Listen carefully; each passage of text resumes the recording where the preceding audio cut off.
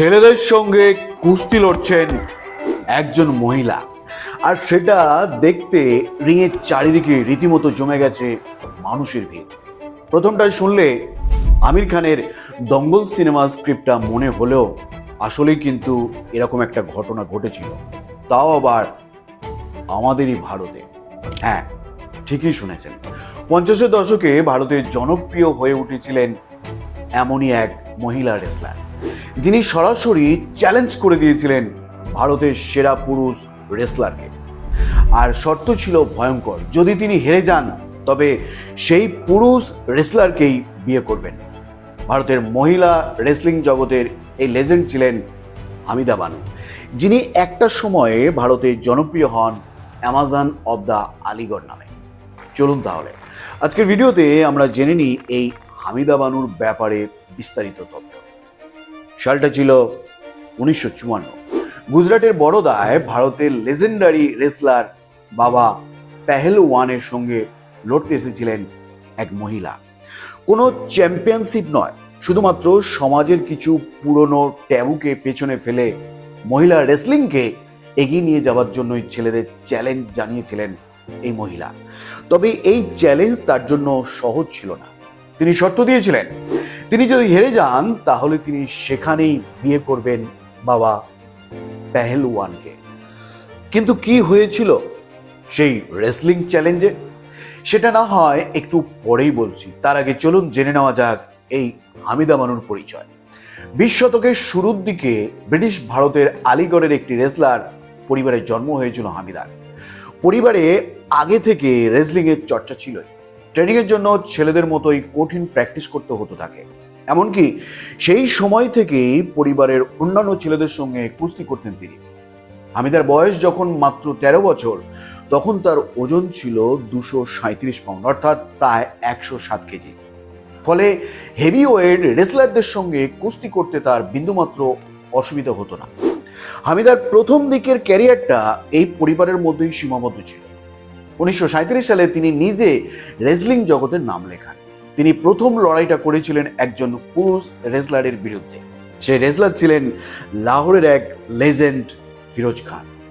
সেই বছর পাঞ্জাব থেকে দিল্লিতে রেসলিং করতে এসেছিলেন তিনি।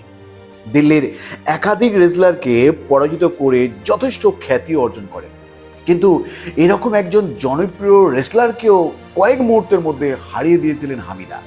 আর এই জয়ের পরেই সারা ভারতে তিনি হয়ে ওঠেন রেসলিংয়ের একজন মহাতারকা। সেই থেকেই শুরু, এরপর আর পিছন ফিরে তাকাতে হয়নি তাকে। দিল্লি ছেড়ে পাঞ্জাবের আখড়ায় প্র্যাকটিস শুরু করেন হামিদা। সেই সময় ছিল অবিভক্ত ভারত, ফলে সহজেই অমৃতসর থেকে লাহোর পর্যন্ত পাঞ্জাবের যে কোনো রেসলিং কম্পিটিশনে অংশ নিতে পারতেন তিনি। তবে সে সময়কার রক্ষণশীল সমাজ হামিদার এই রেসলিংকে খুব একটা ভালো চোখে দেখেনি। তার বিরুদ্ধে অভিযোগ উঠেছে অনেকেই তাকে দেখতেন খারাপ নজরে, ফলে বাধ্য হয়েই পাঞ্জাব থেকে তাকে পালিয়ে চলে আসতে হয় দিল্লিতে। তবে লড়াই ছাড়েননি তিনি। 10 বছরেরও বেশি সময় ধরে দেশের বিভিন্ন প্রান্তে রেসলিং করেছেন হামিদা। এমনকি ইউরোপের সেই সময়কার জনপ্রিয় রেসলার এবং বক্সারদের সঙ্গেও লড়াই করেছেন। সেই সময়কার ইংরেজি সংবাদপত্রে সবসময় দেখা যেত হামিদার ছবি। তার বীরত্বের কাহিনী নিয়ে ছাপত বড় বড় লেখা। একটি ব্রিটিশ মিডিয়া তাকে অ্যামাজন অব দ্য আলিগড়ের তকমাও দিয়েছিলেন। তবে এই সাফল্যের সাথেই তার জীবনে এসেছিল বেশ কিছু সমস্যাও। 40-এর দশকের শেষ দিক থেকে বিভিন্ন পত্রিকায় তার নামে একটি গুজব ছড়াতে শুরু করে। প্রকাশিত হয় হামিদা নাকি জানিয়েছেন রেসলিং রিংয়ে যে পুরুষ তাকে পরাজিত করবেন তাকেই তিনি নাকি বিয়ে করবেন। ঝড়ের বেগে সারা ভারতে ছড়িয়ে পড়েছিল এই খবর। ফলে মান বাঁচাতে হামিদাকে নামতে হয়েছিল ময়দানে। উল্টো দিকে ছিলেন সেই বাবা পেহেলওয়ান। শর্ত ছিল, যদি হামিদা হেরে যান তবে তিনি বাবা পেহেলওয়ানকে বিয়ে করবেন। তবে পিছিয়ে ছিলেন না হামিদাও। তিনি একটা পাল্টা শর্ত রেখেছিলেন, আর সেই শর্তটা হলো, যদি বাবা পেহেলওয়ান হেরে যান তাহলে তাকে রেসলিংয়ের জগৎ থেকে সরে দাঁড়াতে হবে।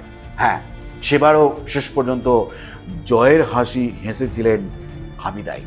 মাত্র 1 মিনিট 34 সেকেন্ডে তিনি ধরাশায়ী করে দিয়েছিলেন ভারতের এই সেরা রেসলারকে। হামিদার কাছে হেরে রেসলিং এর জগৎ থেকে সরে দাঁড়াতে বাধ্য হন বাবা পেহলওয়ান। তবে অদ্ভুত ব্যাপারটা হলো, এই ঐতিহাসিক ম্যাচের পর হামিদা বানুও আর কখনো কুস্তি রিংয়ে নামেননি। ধীরে ধীরে সংবাদ মাধ্যম থেকে হারিয়ে যান তিনি। আজকের দিনে হয়তো আমরা গীতা ফোগাট, ববিতা ফোগাট কিংবা সাক্ষী মালিকদের ব্যাপারে জানতে পারি। তাদের সাফল্যের গল্প ফলাও করে ছাপানো হয়, কিন্তু সত্যিটা হলো গীতা, ববিতা, সাক্ষীদের অনেক আগেই ভারতের এই নারী প্রমাণ করে দিয়েছিলেন মহিলারাও কুস্তির ময়দানে পুরুষদের সমান শক্তিশালী।